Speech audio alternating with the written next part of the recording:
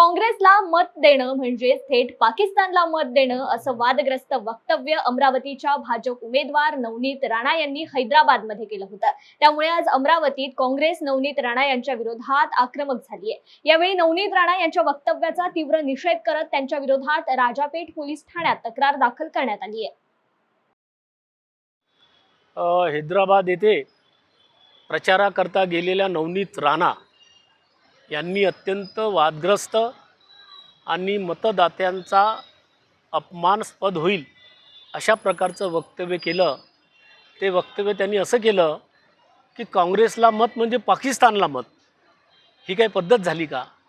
म्हणजे मतदाता आपल्या विवेकबुद्धीने या देशाच्या संविधानाचा सन्मान करून, निवडणुकीचाही सन्मान करून तो मतदान करायला जातो आणि कोणीतरी केवळ आपल्या स्वार्थासाठी किंवा आपल्याकडे लक्ष वेधावं, प्रेसमध्ये आपण सतत राहावं ही त्यांची जी पद्धत आहे ती पुन्हा त्यांनी ते तसं वक्तव्य केलं। हे अत्यंत निषेधार्ह आहे। तेलंगणा येथे त्याबाबत गुन्हासुद्धा दाखल झाला।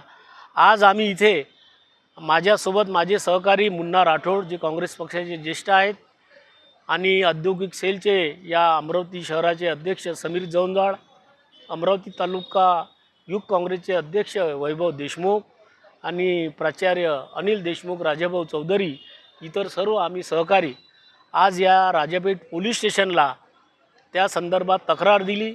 त्यांच्यावर भारतीय दंड संहितेच्या नियमाखाली गुन्हा दाखल करावा व योग्य ती कारवाई करावी अशी आम्ही सूचना या प्रसंगी पोलीस अधिकाऱ्यांना केलेली आहे।